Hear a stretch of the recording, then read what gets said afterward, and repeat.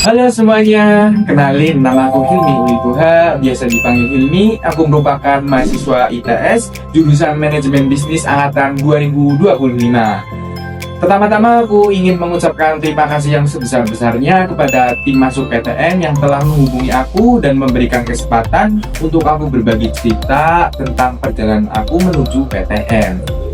Jujur aku baru tahu terkait tentang PTN itu waktu aku masuk SMA.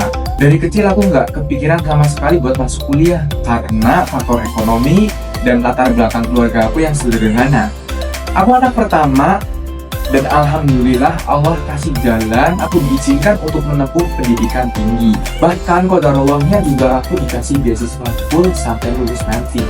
Aku bukan dari keluarga yang serba ada, bukan siswa favorit yang banyak juara, bukan juga siswa yang langganan ranking di kelasnya. Tapi kalau aku bisa sampai di titik ini, aku yakin kalian pun pasti bisa, teman-teman. Mungkin aku akan cerita sedikit flashback dari SMA. Jadi waktu aku lulus SMP, aku memutuskan untuk melanjutkan pendidikan ke pondok pesantren dan sekolah di Madrasah Aliyah program IPA unggulan. Dimana awalnya aku tuh nggak tahu program ini itu seperti apa. Tapi setelah aku masuk, aku sadar satu hal, bahwa lingkungan di sini itu punya tujuan yang jelas, punya semangat belajar yang tinggi, ambisi untuk berkembang, dan fokus untuk melanjutkan ke perguruan tinggi. Selain kegiatan sekolah, ada kegiatan pesantren, belajar bersama di asrama, sharing bersama kakak kelas, dan dari situlah aku mulai mengenal terkait tentang perkuliahan. Apa itu PTN, jalur masuknya apa aja, dan berbagai macam pilihan jurusan yang sebelumnya sama sekali asing buat aku. Lingkungan ini pelan-pelan membuka pandangan aku tentang masa depan. Tapi seiring berjalannya waktu, aku mulai merasa nggak nyaman. Karena tekanan akademik di program ini tuh cukup tinggi. Aku melihat teman-teman aku yang sangat ambis, mereka udah punya target yang jelas, punya tujuan yang jelas, dan banyak yang berprestasi. Dari situ aku mulai merasa insecure, karena aku akademiknya itu kurang. Aku udah pernah coba ikut lomba, aku pun berusaha untuk mengikuti ritmenya, tapi belum berhasil.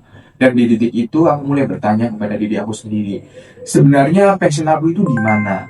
Dan apa sih tujuan aku buat kedepannya? Aku sempat berada di fase ingin menyerah. Tapi di titik itulah aku mencoba hal lain, mencoba hal baru yang sesuai dengan passion aku. Yang akhirnya ada titik balik yang menjadi sorotan utama di perjalanan hidup aku sampai sekarang. Yaitu waktu aku di organisasi, aku diamanahkan untuk menjadi ketua OSIS di Madrasah Aliyah. Dan aku ngerasain itu pengalaman yang sangat berharga buat aku karena banyak banget yang aku dapatkan dan banyak perubahan di hidup aku. Dan aku juga ngerasain impact-nya itu luas, ngaruh ke banyak aspek, bukan cuma buat diri aku sendiri. Dari pengalaman itu, aku mendapatkan sebuah pencapaian, yaitu lolos sebagai top 100 ketua OSIS terbaik se-Indonesia di event ISLC yang diadakan di Universitas Indonesia. Dan aku juga bergabung di Forum OSIS Nasional. Dari situ aku sadar bahwa setiap orang itu punya jalannya masing-masing.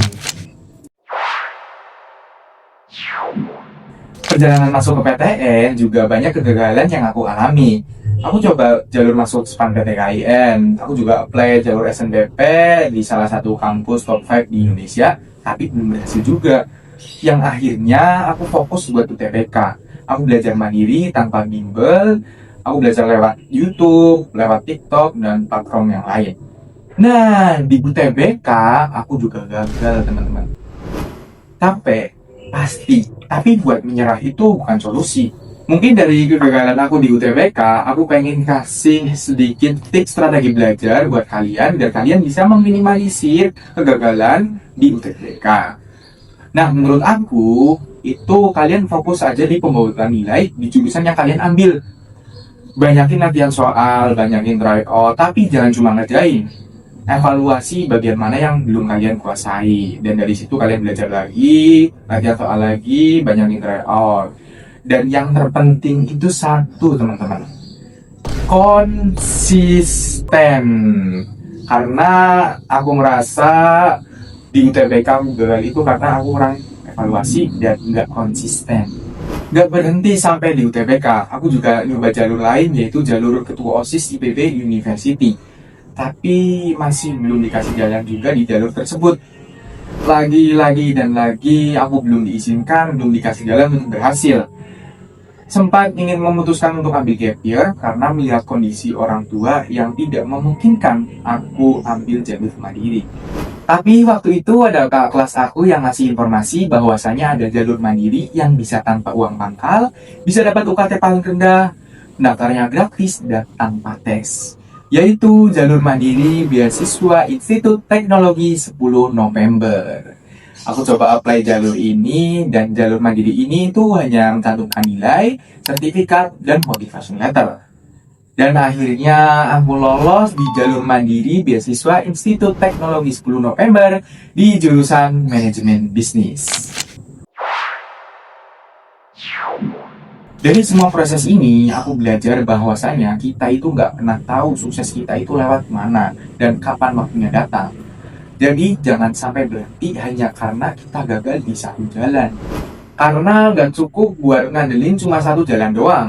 Explore di jalan lain yang sesuai dengan kemampuan kita. Karena banyak banget jalur masuk. Ada jalur ketua OSIS, ada jalur talenta, mandiri beasiswa, dan masih banyak lagi jalur masuk di setiap universitas masing-masing. Jika satu jalan berhenti, masih banyak jalan lain yang siap untuk dijelajahi. Yang penting, kenali potensi diri, pahami tujuan kuliah kita, dan jangan takut untuk mencoba. Oke teman-teman, mungkin itu dulu yang bisa aku sharing ke kalian semua. Mohon maaf jika masih banyak kekurangannya. Di sini buat kalian yang mau tanya-tanya lebih lanjut secara pribadi, bisa DM IG aku atau TikTok aku @hilmi.ulin.